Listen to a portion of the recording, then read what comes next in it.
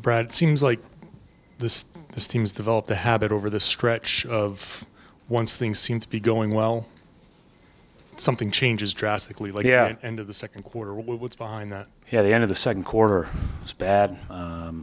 Not really, just like the last minute or so, but it hurt. And then the third, they did a good job of making some plays and shots. I thought we missed a few good looks early in the third and maybe played a little tight from that point on. And that happens. This is part of navigating your way through this stuff, right? So you can feel like you're on top of the world one week and you can feel like the sky is falling the next. And that's the hardest part about the NBA is that's just the way it goes. We're in a way right now where we just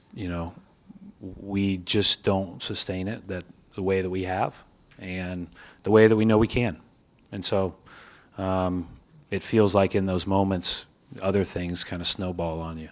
So I've lived this before, with most of our good teams go through stretches like this, and usually 2 or 3 a year. This is our second one.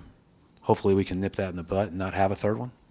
But the road doesn't get any easier. These are tough games coming up, and that's good because you gotta do tough things to get yourself out of a rut. Yeah. So what do you do to kind of like, because the frustration seems to be building up there. You can see guys out there with frustration on their faces.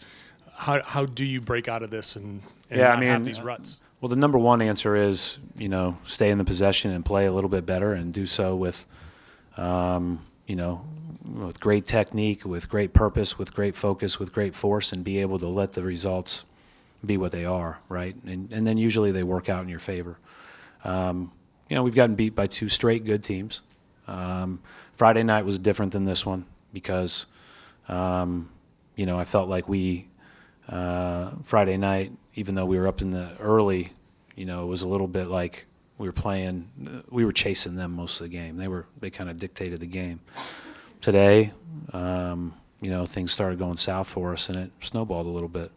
Again, this is the part about the NBA that is hard.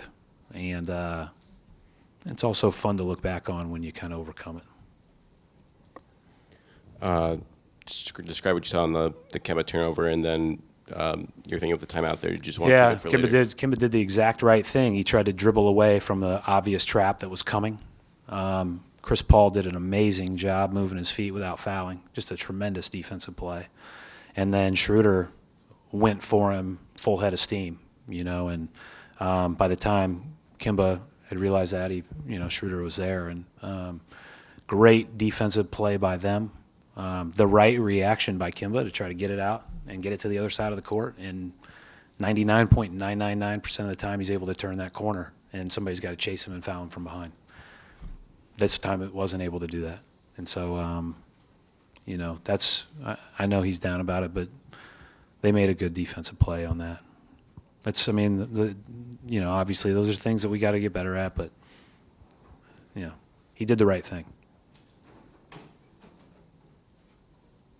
As the teams the past couple of games, obviously Jason had an incredible month. Has anything changed the past couple of games in terms of the way teams have guarded him or anything else, or just a matter of him missing some shots?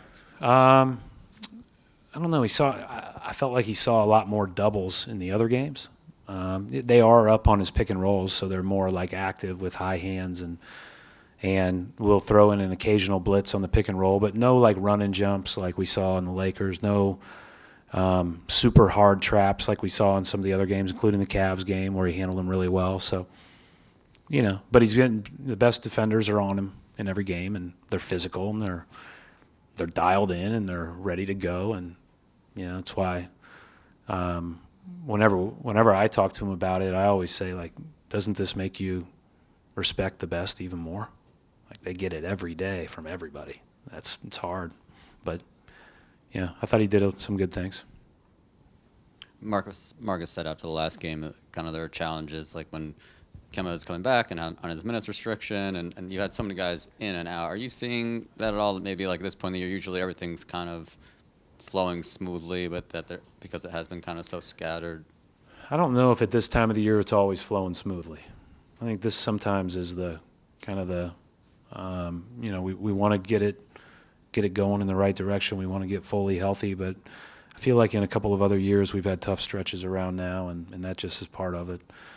I mean, it's just kind of it's a sickening feeling with this game and the Brooklyn game. This is a little bit different, but like those are games you can get, and so you gotta figure out a way to get them.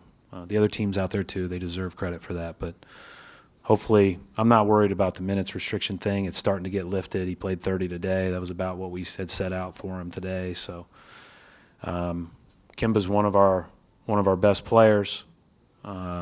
We need him to have a chance to do anything significant, and we all know it.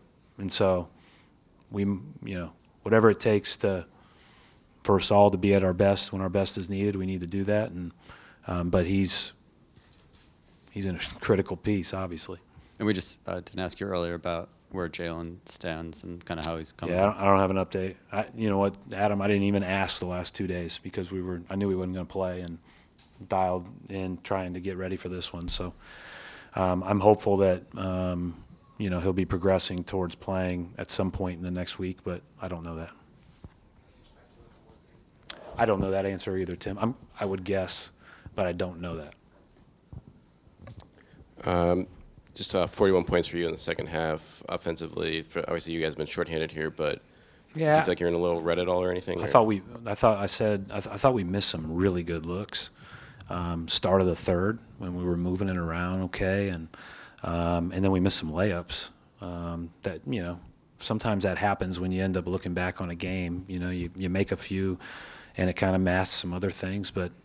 Mostly, I would say that they got really physical and really tough defensively, and I thought they did great. And they can do that.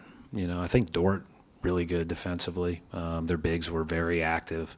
All the guards get into the ball and pressure. So they did a good job. I think it would be as much crediting them as anything we didn't do. What happened to Robert Williams? I have no idea. I think did he twist his ankles? Or on that, I have no idea. All I know is they came up and said he wasn't available, he is available, he wasn't available. So I guess he went back and forth. Yeah, I don't know the answer, John. I'm going to go find out right after I speak with you guys.